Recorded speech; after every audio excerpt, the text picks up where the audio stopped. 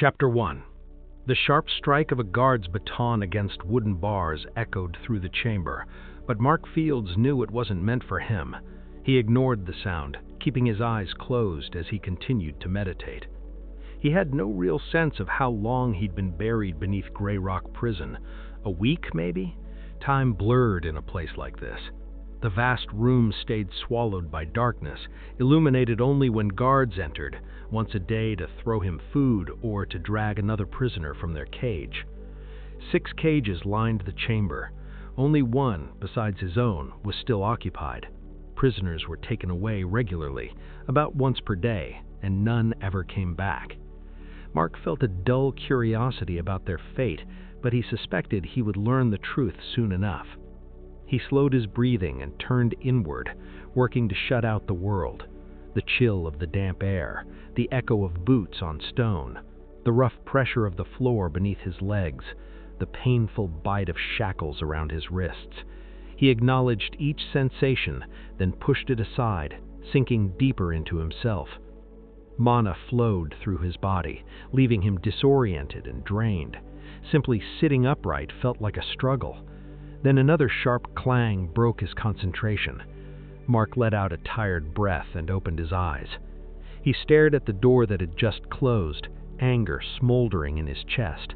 Since leaving the Black Mountain Battalion and returning to New Emery, everything had gone wrong.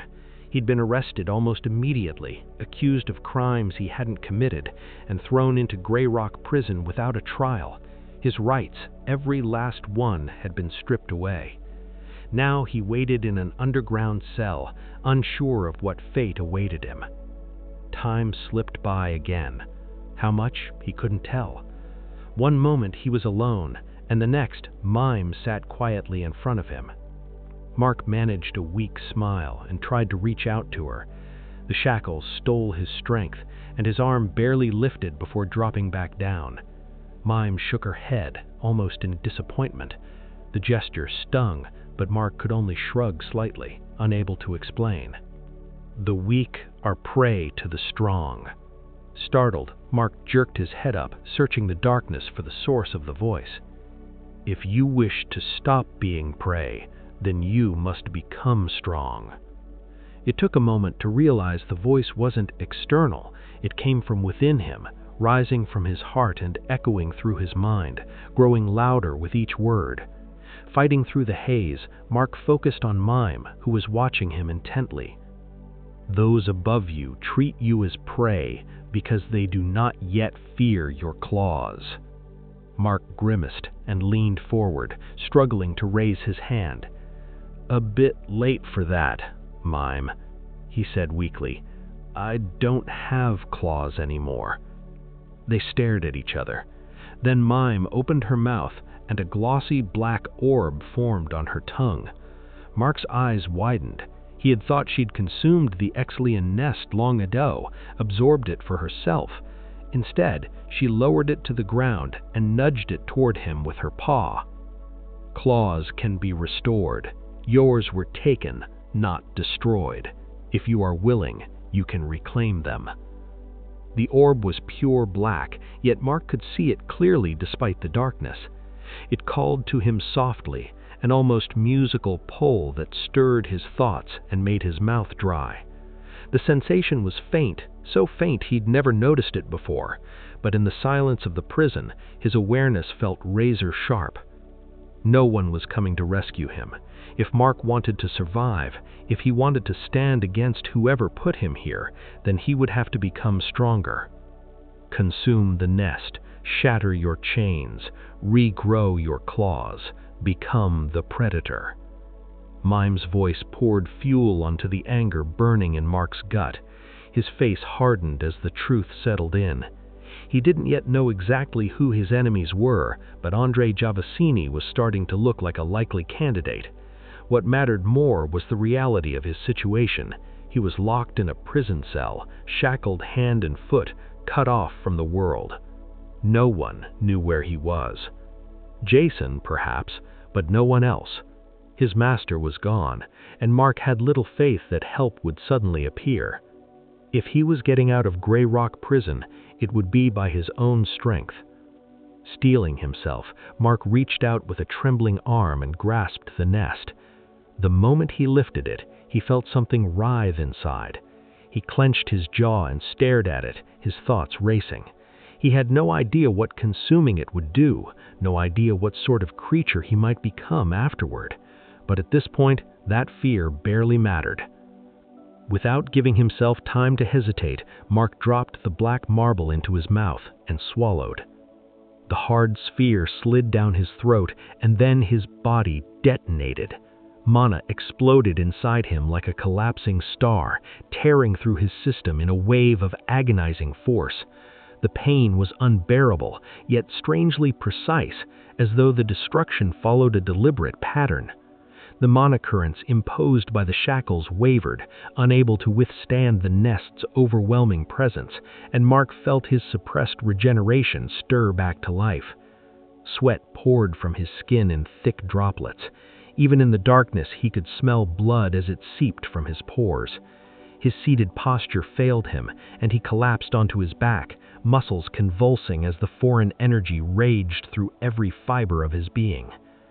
Embrace the pain. It is the price of power.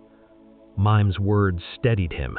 Leaning into the agony, Mark realized that accepting it allowed the mana to sink deeper, saturating his muscles and bones more quickly. Memories surfaced unbidden, training sessions with his master, dissected corpses, lessons etched into muscle and mind. Almost instinctively, he guided the mana along the pathways Master Abrams had shown him. The pain intensified, but Mark was far beyond caring. Time lost all meaning. When awareness returned, the agony was gone. Mark lay sprawled in the center of the cage, filth and dried blood coating his body. The mana storm had vanished, and Mime was nowhere to be seen. For a moment he wondered if he had hallucinated everything, but the truth was obvious the instant he tested himself.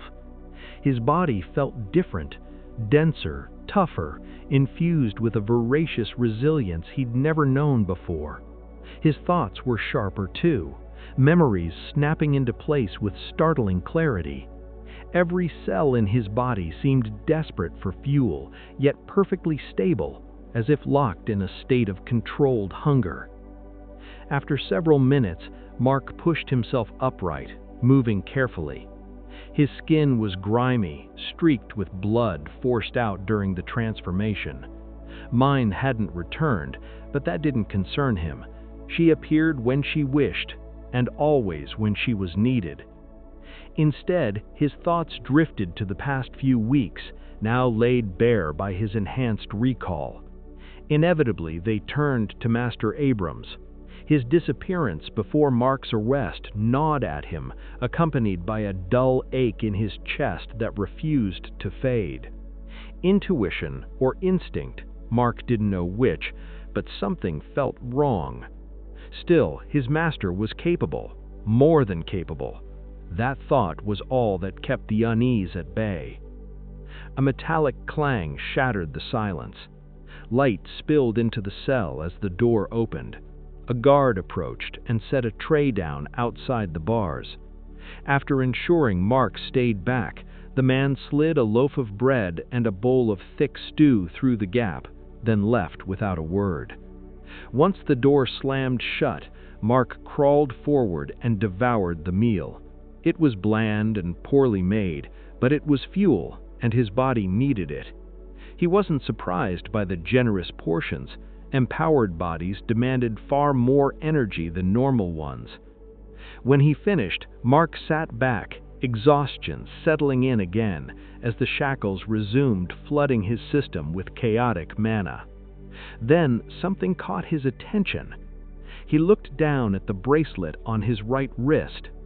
The haze in his mind sharpened, and faint glowing lines appeared along the metal surface. They twisted and shifted, forming looping patterns that pulsed softly. Mark frowned, tracing them with his eyes. The lines didn't stop at the shackle. They extended inward, through the needle embedded in his skin, and spread throughout his arm, branching into countless threads that wove an ever-changing web. A chill ran through him. "Is that mana?" The whisper echoed unnaturally loud in the cell. Turning his attention to his other wrist, he saw the same phenomenon. Then he looked at the bars, noticing identical glowing lines reinforcing the metal. There was no doubt anymore. He was seeing mana. That alone should have been impossible. Mana was invisible, detectable only through indirect means, never directly observable. And yet Mark wasn't just seeing it, he was seeing it clearly. As he focused on the mana flowing from his body into the shackle, a strange sense of familiarity grew.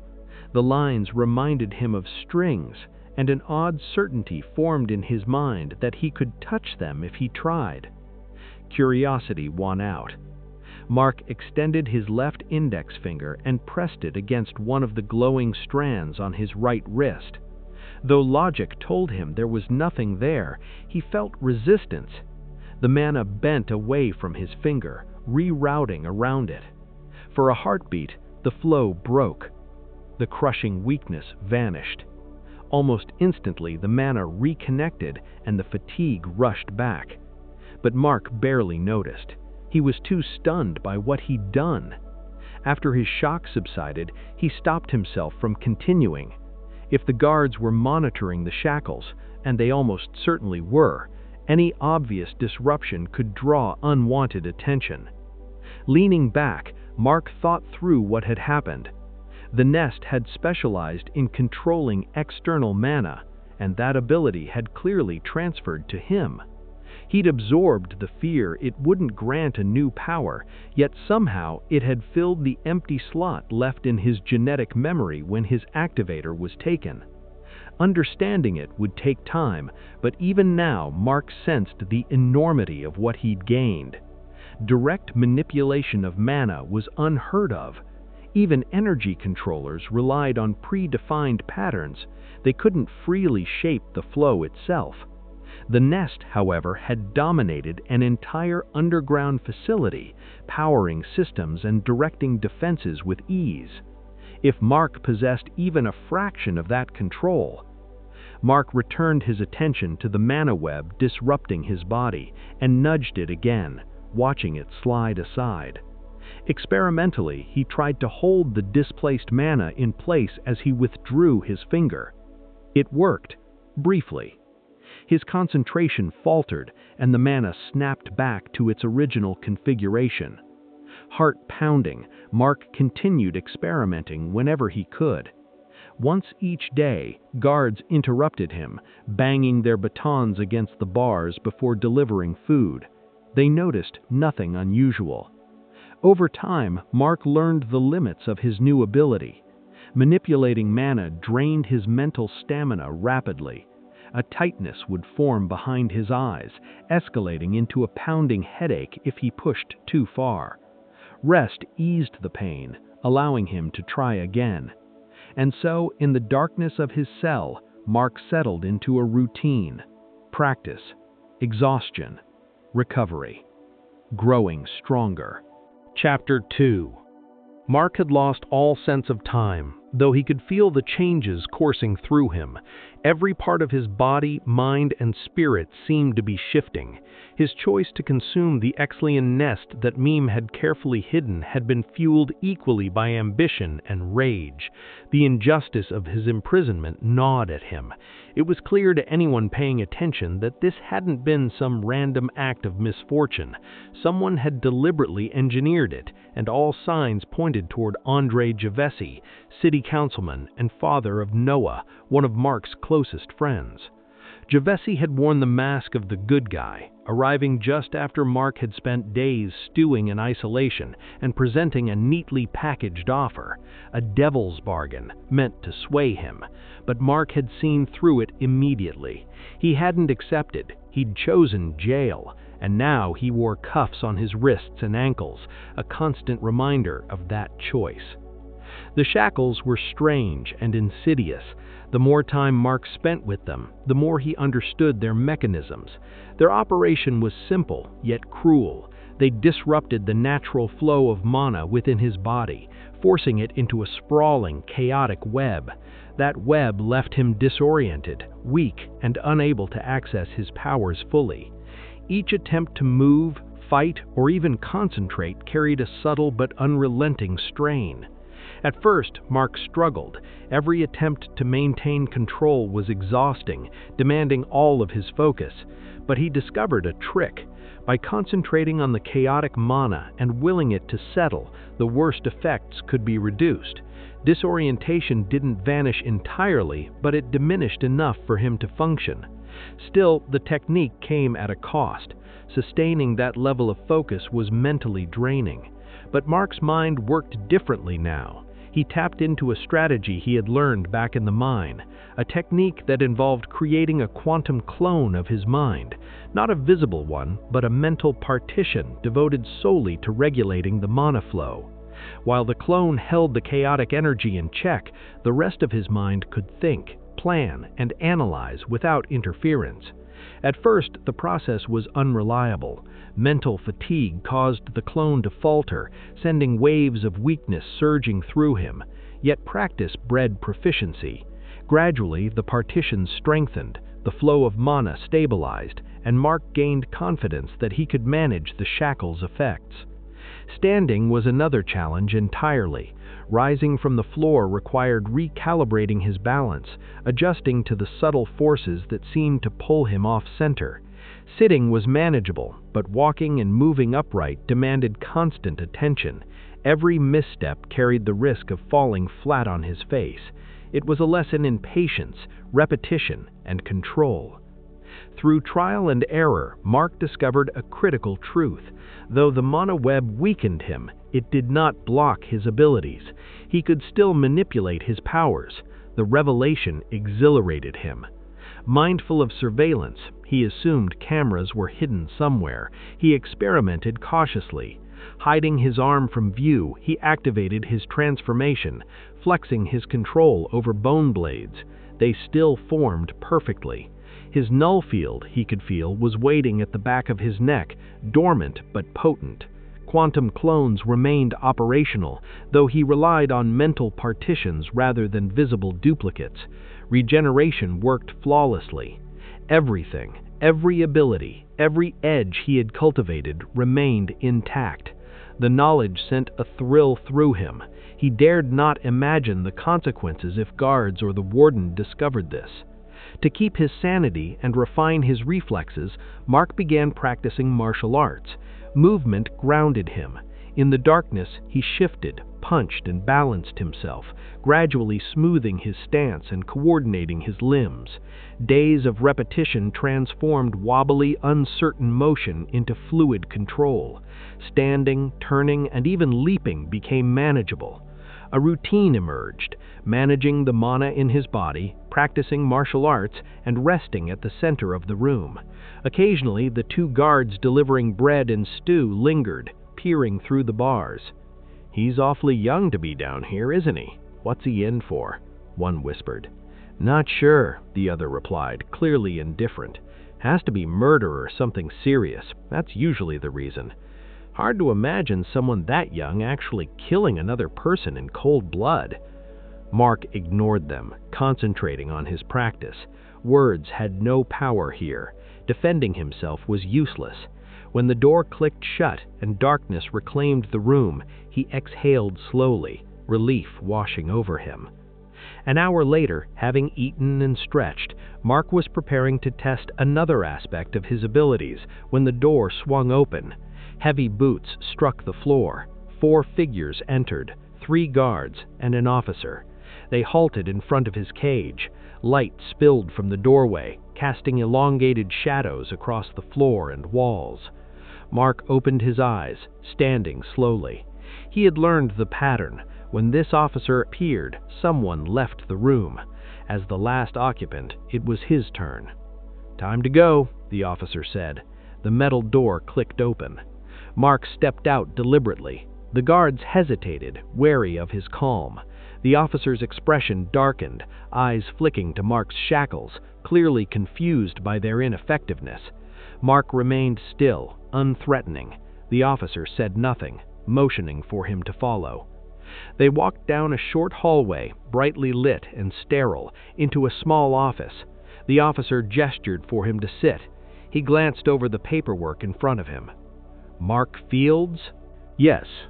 The officer scrutinized him, confusion flickering in his eyes, followed briefly by something resembling pity.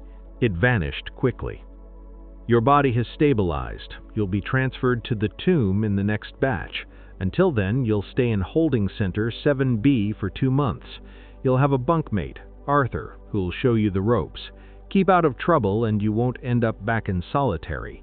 Questions? What is the tomb? The officer smirked. It's where the world sends people it considers dead. Don't worry, you'll still contribute to society. 2 large guards escorted Mark away, placing him in an enclosed car that shot along a rail like a high-speed train. Grey Rock Prison was behind them, but their destination was a mystery. When the transport stopped, Mark exited into a guard post and then a large common room where roughly 100 prisoners lingered. Some sat against the walls on stools, others gathered in small clusters at tables. Most kept their heads down, yet Mark felt more than one gaze lingering on him. His cell was modest, 12 feet wide, 18 feet long, with a toilet, sink, and bunk beds. The door stood open, like the others, remotely controlled. A guard pointed to the lower bunk. "This is your place," he grunted, then left. Mark exhaled, sitting on the bunk. Minutes later, a prisoner entered, scrutinizing him. He wore the same dull gray uniform, though it fit him better. "I'm Arthur," he said. "You must be Mark." "Yes, sir. Mark Fields." Arthur shook his head with a smirk. "Drop that, kid, if you want to survive in here." Mark narrowed his eyes. He had spent little time beyond the cage at Grey Rock, but now, seeing empowered criminals confined together, he understood the stakes. He didn't fear it, but knew involvement in fights would be unwise. "Thanks," he said. Arthur chuckled. "They probably put you in here to let you acclimate. If they'd paired you with anyone else, you'd likely be stabbed before nightfall." Mark's eyes swept the central room. "Is it really that dangerous?" "It is if you're at the bottom," Arthur said. "Everyone fresh off the intake is." A loud chime rang through the room. Prisoners began moving toward the end of the common area. Arthur gestured. "Come on, dinner bell. I'll answer questions along the way and introduce you to folks it's good to know." Mark followed, joining the slow-moving crowd. The prisoners moved cautiously, funneling through a narrow corridor. They were underground. He couldn't see any clocks. The chime seemed genuine. He had no idea how long it had been since his arrest, or whether anyone even knew where he was. The cafeteria was massive, nearly 4 times the size of his cell. The line snaked around the room, yet moved quickly. Food was pre-portioned and unvarying, served on trays with separate compartments and a blue bottle of drink.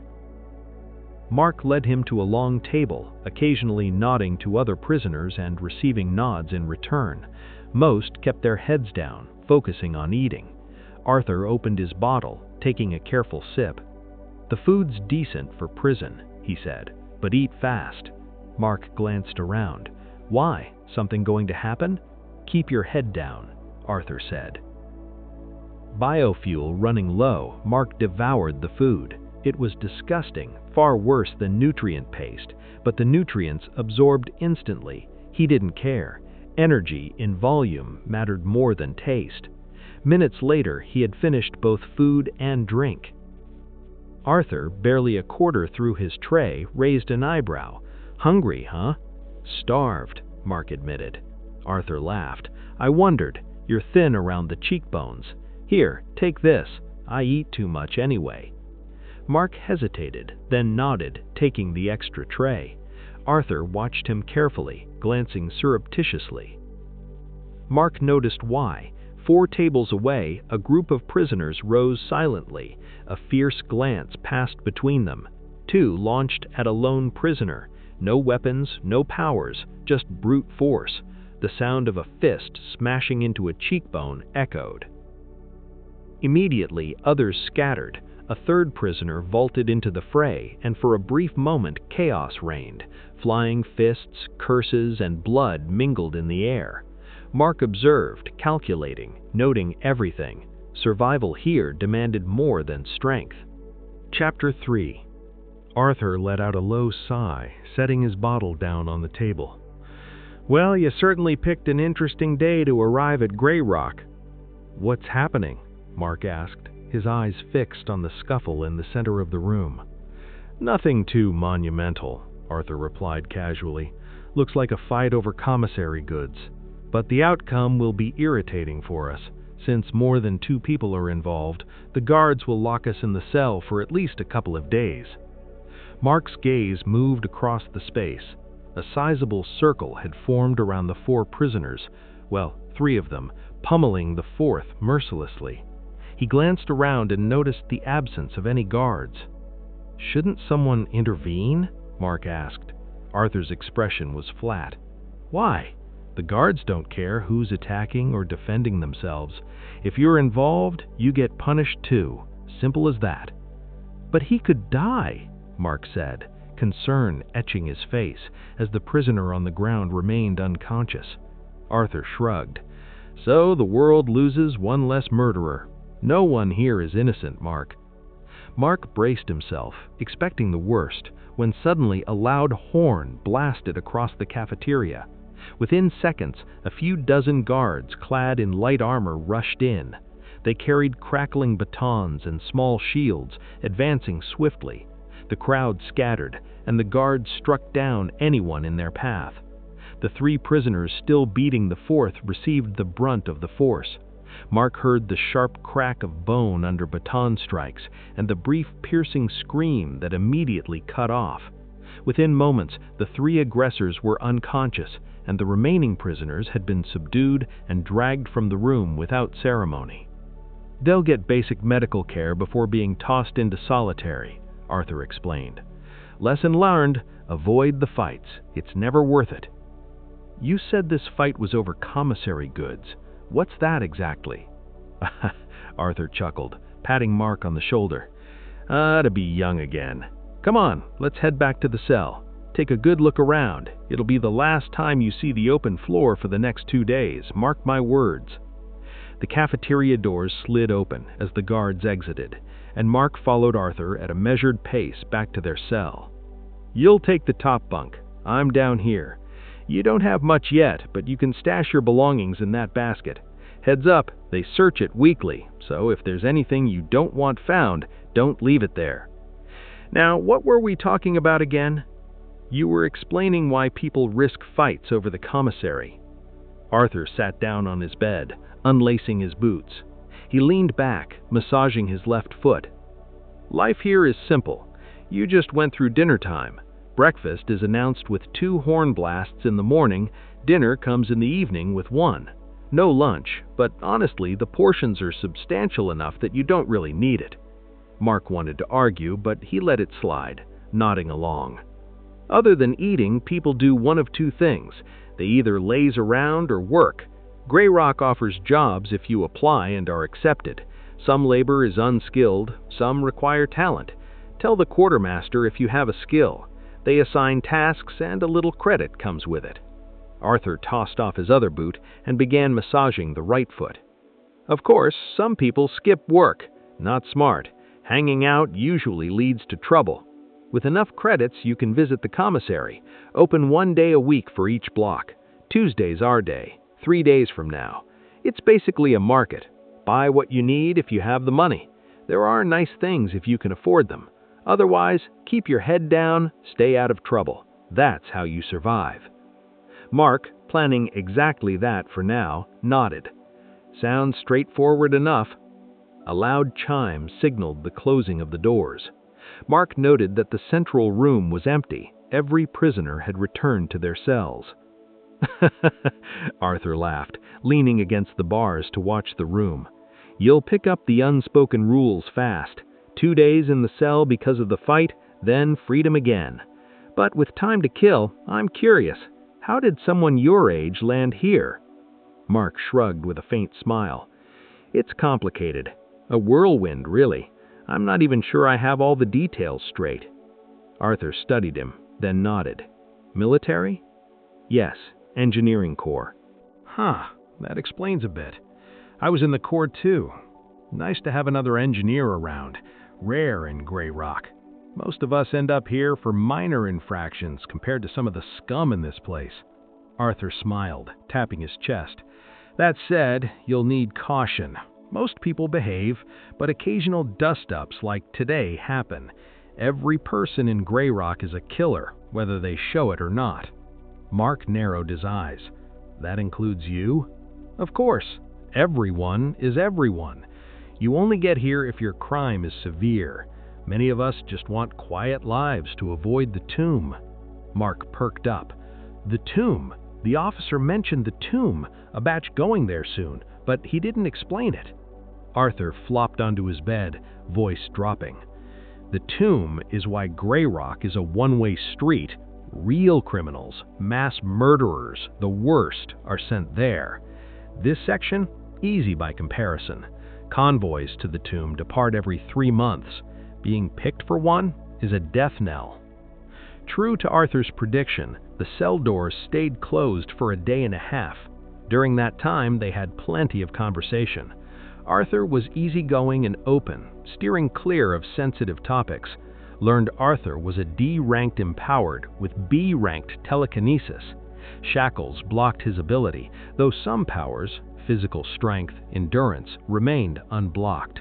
Arthur warned that those prisoners were dangerous. Mark grinned. Sounds like a story. Arthur snorted. I've had run-ins. Avoid them if you can. Luckily, most threats are already in the tomb. Mark pressed for more. Who specifically? Arthur nodded. Gang leaders, Rock of the Syndicate and Coriolis of the Viper clan. Rock relies on strength and endurance, Coriolis on agility. Both are extremely dangerous. Those are the main gangs? Yes, avoid them. Getting involved is a fast track to trouble. Your bunk used to belong to someone who didn't listen. What happened? Arthur's grin went cruel. He raked a thumb across his throat. Worked for a gang as an informant. Another gang found out. They didn't like it. The penalty? 1 month in solitary. That's it. Arthur pulled on his boots as a horn echoed through the prison. Doors slid open. Time to move. Exercise while you can, because lockdowns are unpredictable. Mark followed as Arthur led him to the central room. Other prisoners drifted out. Arthur began explaining amenities, guard posts, infirmary access, commissary, cafeteria, and a gym, though he advised staying clear of the Syndicate's hangout. What does the Syndicate do? Protection, racketeering, smuggling, everything organized crime could be. Guards mostly ignore it unless things get violent. As they returned to their cell, a group of prisoners stood and approached. All had right sleeves rolled up. Viper clan, Arthur muttered. I'll handle this. Stepping forward, he raised his hands. Hold on.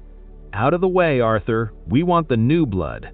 Give him time to settle in, Arthur argued. No. Orders are orders. Move, or it becomes a problem. Arthur froze.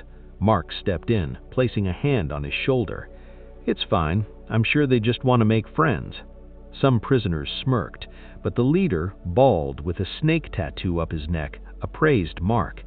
You'd do well to ally with us, new blood. I'm Asp, representing Coriolis of the Viper clan. A favor for us, and we think you might be interested. What kind of favor? Mark asked, scanning the group. Asp's gaze lingered on Arthur. Someone's been troublesome. Needs to be dealt with. How? Your choice. Just ensure it's done. Asp flexed his wrist. A short metal spike appeared in his palm, glinting menacingly. Chapter 4. Arthur had already begun to retreat, his jaw tight and his eyes hard, but sometime during the exchange, Mark noticed movement behind them. A second group of Viper clan enforcers had quietly circled around, cutting off Arthur's escape route and hemming the two of them in from all sides. Mark shifted his gaze back to Asp, incredulous. You're asking me to murder my bunkmate, he said flatly. Asp stepped closer, his lips curling into a venomous smile. If that's what it takes to keep his mouth shut, then yes, that's exactly what you're going to do. Mark appeared to mull it over. After a moment, he reached out and accepted the metal spike Asp held out.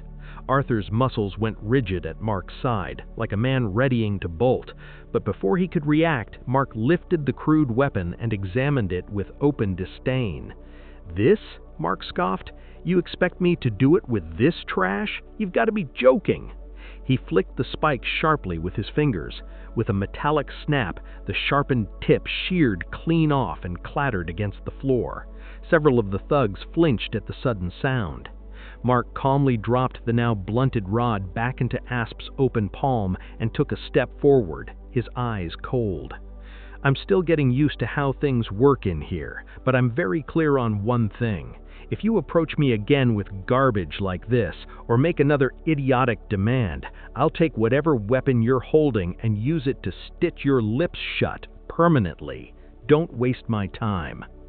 For a heartbeat, Mark expected Asp to explode. Instead, the Viper Clan lieutenant went still, his face smoothed out, all emotion draining from it. He nodded once and raised his hands. "All right," Asp said, "message received." He retreated a step, then another, offering a thin grin that never reached his eyes. "Since you're new, here's a rule your friend Arthur probably forgot to mention. You only ever get one chance." With that, he flicked his fingers. One of the men behind him blurred into motion. The attacker streaked around Mark in a heartbeat, metal spike flashing towards the back of Mark's skull. The ambush was flawless, but Mark reacted instantly. His right foot slid forward as his body dipped, the blade skimming harmlessly past. He pivoted smoothly, spitting on his heel. His left palm knocked the strike aside while his right hand snapped forward, fingers straight and precise. 2 fingers punched cleanly through the man's throat. The attacker didn't even realize he had been hit. Mark followed through without pause, snapping a kick into the man's ankle. Bone cracked. The sudden loss of balance, combined with Mark's grip, yanked the body sideways. Gravity took over, and the man slammed face first into the floor. Silence fell. Blood poured freely from the puncture in the man's neck, spreading across the polished surface. Mark flicked his wrist, shaking the crimson from his fingers, and stared down at the dying prisoner with detached indifference. A shrill siren shattered the stillness. The doors to the guard post slammed open, and a squad of riot-armored guards charged in, shields up, weapons primed. The surrounding prisoners froze, stunned by how quickly the situation had turned lethal. The guards scanned the area, momentarily unsure where the threat lay, until they spotted the expanding pool of blood. They rushed in. By the time they reached the fallen prisoner, it was already too late. The guard captain stepped forward, his gaze sweeping across the crowd. What happened here? No one answered. Prisoners stared blankly, shrugged, or looked away. Mark, who had expected immediate accusations, was surprised by the silence. His eyes found Asp, the Viper Clan lieutenant, staring at him with naked hatred. But when the captain questioned him directly, his expression flattened. He muttered a vague response and looked away. Nobody wanted to help the guards. The footage, however, told the story. At the captain's order, Mark was seized. 6 guards surrounded him, shields up, as they dragged him away. They shoved him into a holding cell identical to his earlier confinement and slammed the door shut, plunging the space into darkness. When Mark's eyes adjusted, he realized he wasn't alone. Another man occupied the cell across from his. The prisoner stood and sauntered over to the bars, peering through with interest. "Well, how kind of you to keep me company. I was bored stiff." Mark shrugged. "Didn't really get a vote." The man laughed. "I know that feeling. What'd you do, kill someone?" When Mark nodded, the man burst out laughing. "Sometimes you just have to," he said. "Some people wear a face that just screams corpse." He tapped the bars with his fingers. "Let me guess, you were on 7B? Won't be there long now. Killing people has a way of moving you deeper. But hey, that's where things get interesting. Name's Joker." As he spoke, Mark sensed something off, a faint distortion in the air, subtle but unsettling. Joker was clearly unhinged, yet his grin was warm, almost inviting. "Mark," he replied. Joker grimaced theatrically. "Boring name. Don't worry, when you reach the tomb, we'll fix that. Joker's a great name, don't you think?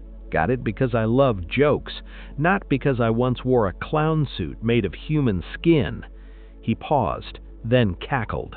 "Relax, joke." Joker eventually wandered off, still talking to himself. True to his word, the next day he was escorted out. He waved cheerfully as he left. Mark spent the next week alone. Then guards arrived and brought him before a colonel. "Prisoner Fields," the colonel said, studying him coldly, "your first stay in solitary was to acclimate you to your restraints. This stay was punishment for killing another inmate. After review, the act was ruled self-defense. That said, killing prisoners is not tolerated. If it happens again, consequences will be severe. You're dismissed." Back in the cell block, Mark found Arthur waiting. The older man stared at him, stunned. "They let you out already?" Arthur blurted. "You killed someone." "Self-defense," I said lightly. "I didn't even see you move," Arthur laughed shakily. "Cutting palm," I said. Arthur's grin faded. "They weren't happy. I caught a beating." "What happened to them?" Mark asked grimly. "Most are in the infirmary," Arthur replied grimly. "Turns out the other gangs didn't appreciate Asp's power play." When Mark admitted he was already slated for the tomb, Arthur went pale. Later, when Mark mentioned Joker, Arthur stiffened. "That doesn't make sense," Arthur muttered. "Joker was sent to the tomb years ago. He's a monster." Mark frowned. Something didn't add up. When Arthur finally explained what he knew of the tomb, his voice trembled. He said, "There are no guards down there, only power. Strength decides everything." Mark listened carefully. A place where only the strong survived, a place ruled by killers, a place he was about to enter. Chapter 5. The days that followed passed without incident. For the first time since arriving at Grey Rock, Mark found himself slipping into something resembling a routine. It wasn't peace, far from it, but the tension that had constantly pressed against his mind eased just enough for him to function. He made a conscious effort to keep his head down. Drawing attention in Grey Rock was dangerous, and Mark had already earned far too much of it. He spent nearly all of his waking hours inside his cell, seated cross-legged on the thin slab of metal that passed for a bed, breathing slowly as he sank into meditation. When he wasn't doing that, he practiced the cutting palm, repeating the motions again and again until they became ingrained in muscle memory. The inability to fully train frustrated him more than he liked to admit.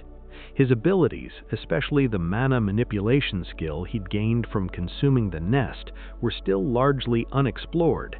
The suppression fields woven into the prison made even basic experimentation risky, and Mark had no desire to alert the guards to the fact that he could still bend mana at all.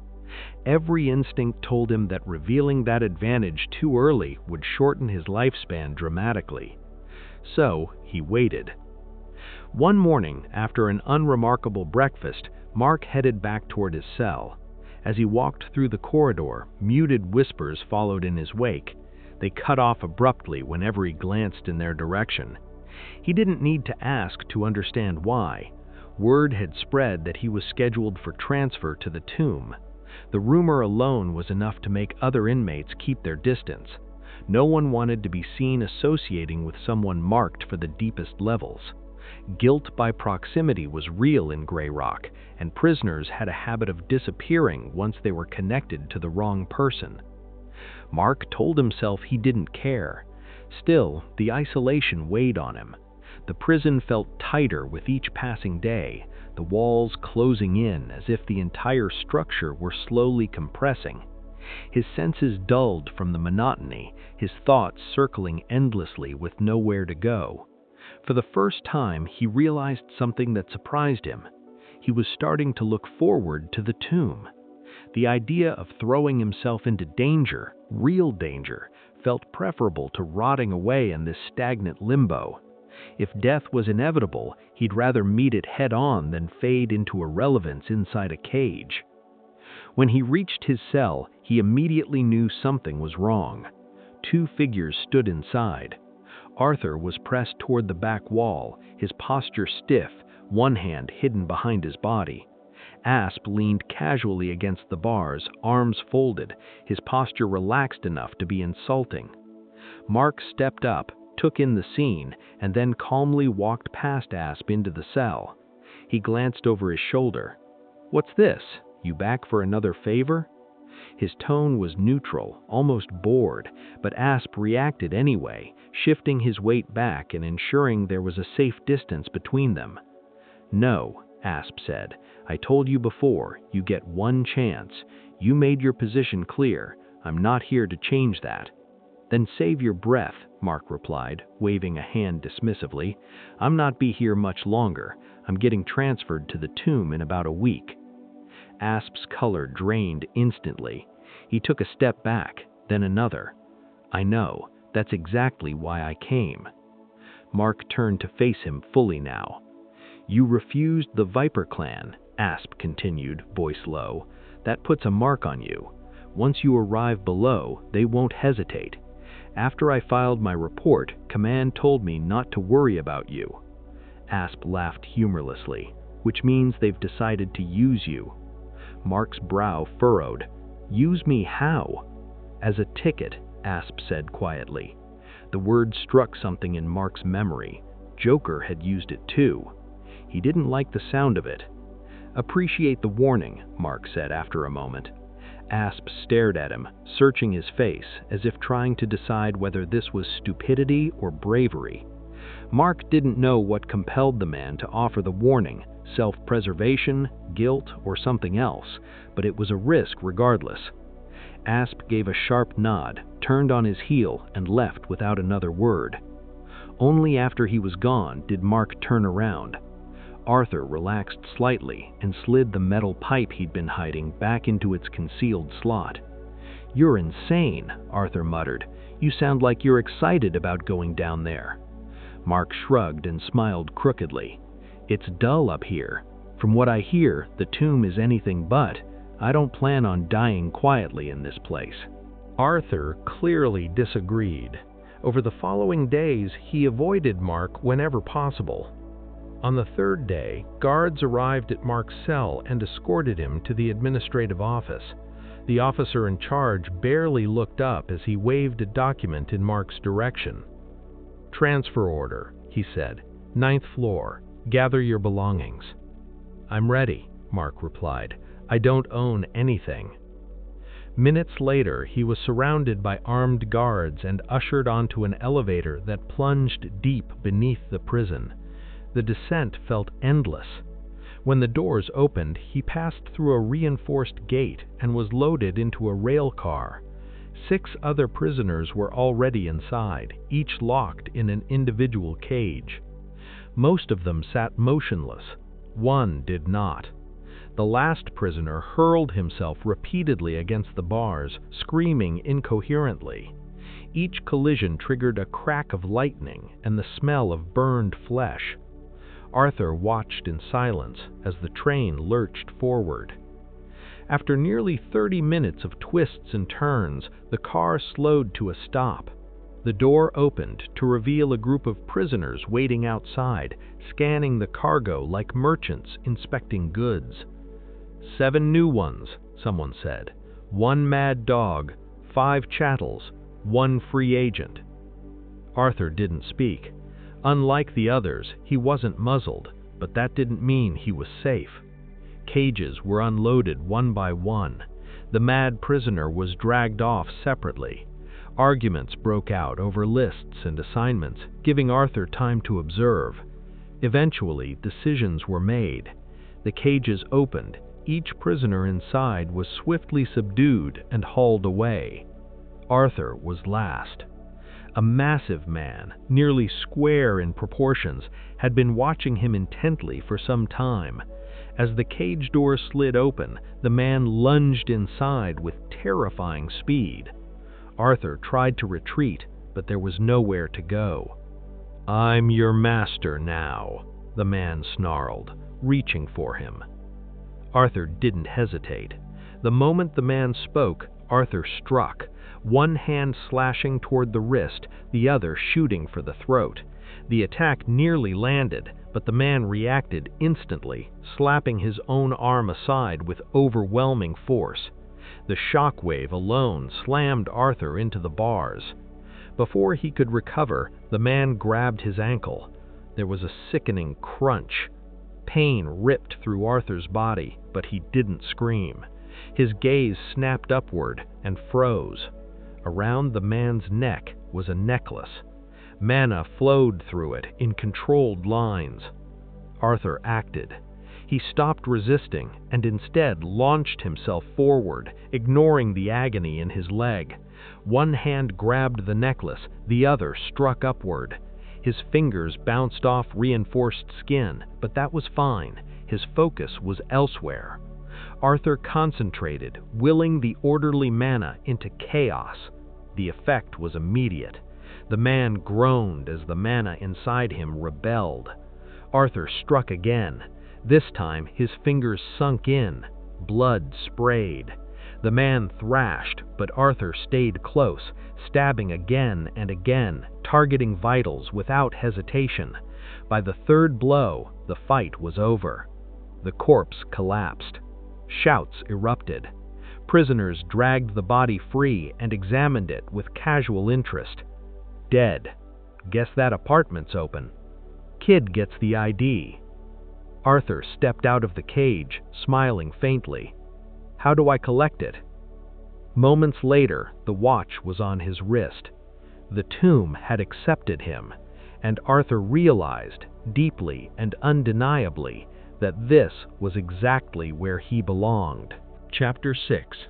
The tomb lay hidden within a cavern of impossible proportions, a hollowed-out wound in the earth so vast that Mark struggled to grasp its scale. The cavern stretched on for miles in every direction, its jagged walls fading into darkness at the edges of sight. High above, the ceiling rose like the night sky itself, nearly a mile overhead, its surface lost in shadow. Below, the ground fell away into an abyss so deep and black that it seemed bottomless, as though the world itself had simply stopped existing past that point. Standing there, Mark felt a strange vertigo, not from the height alone, but from the overwhelming sense that the darkness beneath him was alive. The abyss did not feel empty, it felt patient. Suspended at the cavern's center was the tomb itself.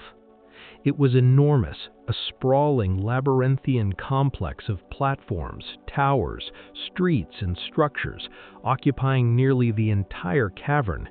Rather than being carved into the surrounding rock or resting on visible supports, the tomb appeared to float freely in the open space, defying gravity in a way that Mark's stomach twisted. Thin rail lines extended outward from the complex, reaching toward narrow tunnels bored into the cavern walls. Those rails were the only visible connections anchoring the tomb to the world beyond. Apart from them, the entire structure hung suspended over the abyss. Mark drew in a sharp breath without realizing he'd been holding it. The prisoner escort standing beside him noticed the reaction but didn't comment. He was a thickly built man, broad-shouldered and scarred, with the relaxed posture of someone long accustomed to the sights that left newcomers shaken. They stood together on a separate platform connected to one of the rail lines, watching activity unfold around them. Below, prisoners were dismantling the train Mark had arrived on. The work was swift and methodical. Panels were removed, bolts extracted, entire segments separated with practiced efficiency. The train came apart into neat, manageable components that were stacked carefully before being loaded onto carts. Those carts were pushed toward the platform's edge, where smaller auxiliary platforms waited. Once loaded, the smaller platforms detached and drifted downward, descending into the abyss below. Mark stepped closer to the edge, peering down. He realized then that the tomb did not simply float above the void, it extended downward into it. Levels upon levels of structures disappeared into the darkness, layer after layer swallowed by shadow. There was no visible bottom, only the sense that the complex continued far beyond what his eyes could follow. "Let's go," the escort said, at last. "I'll bring you in and give you the introduction." Mark turned to him, skepticism clear on his face. The man snorted and lifted his hands in a placating gesture. "Relax, check your watch." Mark glanced down. A faint green light pulsed softly at the edge of the device around his wrist. "See that?" the man continued. "That means you've been officially registered as a new citizen. Anyone who tries to harm you before that light turns off loses their own citizenship.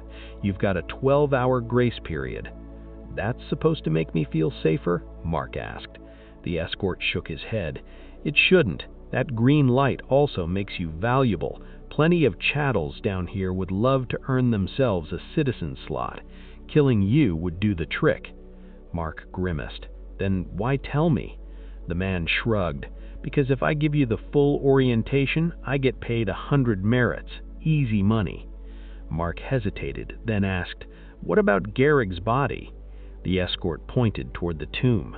Far across the cavern, Mark spotted two small shapes gliding through the air, moving swiftly and smoothly toward the complex. "Reapers are already on their way. His remains will be sent to Maestro for research. Even in death, we're expected to contribute to humanity." There was no irony in his tone, no bitterness. Mark found that unsettling in a way he couldn't quite define. They walked to the edge of the platform. The escort entered a code into a recessed keypad, and with a grinding mechanical groan, the entire platform disengaged. Slowly, smoothly, it began to glide forward, carrying them out over the open gap toward the tomb. With nothing beneath them but endless darkness, Mark felt a flicker of unease. He forced himself to look outward instead of down. As they drew closer, details emerged. Streets crisscrossed the structure, populated by hundreds, no, thousands of figures moving in every direction. Most wore no uniforms, no identifying marks, yet the shackles on their wrists told the truth of what they were. Mark scanned for guards and found none. Instead, he noticed towering metal figures stationed at key intersections. They stood motionless, silent, like statues. Prisoners passing by gave them wide berths, skirting around them with their heads lowered. Occasionally, one of the machine's eyes flared to life, scanning nearby individuals before fading again. It took nearly 15 minutes for the platform to reach its destination. When it finally locked into place, the escort entered another code and gestured for Mark to follow. "Welcome to the tomb," he said. "Everyone here fits into one of three categories: chattel, citizen, or overseer. Chattels have no rights. That's what you would have become if Gehrig had kept control of you." "And citizens?" Mark asked. "There are only so many slots. Citizens can rent apartments, own goods, access better jobs, but everything you own is tied to your citizen ID. If someone kills you, they get it all." Mark frowned. "What happens if someone collects more than one ID?" The escort shot him a wary glance and subtly increased the distance between them. "You can transfer property between IDs. Extra IDs can be turned in for merits." Mark filed that information away. They moved through the tomb streets, passing clusters of prisoners moving with hurried purpose. Most wrists were bare. Every so often, Mark spotted a watch glowing faintly. "The ratio's about 1 citizen for every 60 chattels," the escort said. He stopped in front of a tall building. "This is yours." The structure looked shockingly normal. Using his watch, he unlocked the door and took the elevator to the 5th floor. The apartment was far larger than he'd expected. Multiple rooms, functional plumbing, even furniture. The decorations were hideous, but the space itself felt disturbingly comfortable. This didn't feel like a prison. Opening a closet, he found oversized clothing left behind by Gehrig. I recommend sorting through his belongings, but the most important rule down here is simple. Never interfere with Maestro's robots. Who is Maestro? Asked Mark. The real ruler of the tomb, the man said. He's S-ranked, the only one down here. He built this place. Built it? Mark echoed. How is he imprisoned? The man laughed softly. He isn't. The surface wouldn't let him conduct his research, so he made the tomb instead. He trades results for supplies. They send him prisoners. And the factions? Mark asked. The League runs things, the escort replied. But there are two big groups you should know about. The Syndicate, my group, controls most trade. Our leader, Rock, is A-ranked. Then there's the Viper clan, gambling, brothels, and violence. Their leader, Coriolis, is in the League too. And Gehrig? Mark asked. Syndicate member, the man said pointedly. That citizen ID belongs to us. The implication hung in the air. Mark met his gaze evenly. Sounds like you want me to join. Joining comes with protection and benefits. Plus, I get a recruitment bonus. Mark smirked. I guess 200 merits? The man chuckled. Exactly. I'm not joining anyone right now, Mark said calmly. The escort's smile vanished.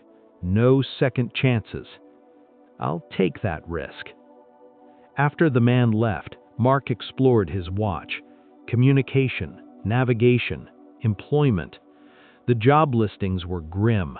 Experimental trials, drug testing, combat assignments. A few stood out. Alchemy assistance, arena fighting. Everything cost merits. Even this apartment required payment. With 11 hours left on his grace period, Mark decided to explore. The streets were busy. Curious eyes followed him. Viper clan members were easy to spot by their snake tattoos. Syndicate members often wore red or black bandanas. Just as he turned down a side street, Mark sensed movement behind him. Then the trap closed. 6 figures stepped into view, weapons in hand, eyes locked on his watch. Drop it, a woman hissed, her blade trembling. Mark noticed a scar on her neck. She lunged. The fight ended almost before it began. When silence returned, broken weapons littered the ground, and one body lay motionless at his feet. Mark exhaled slowly. The tomb was no prison. It was a crucible. What's up, guys? It would be really awesome if you please like and subscribe for more. Thank you.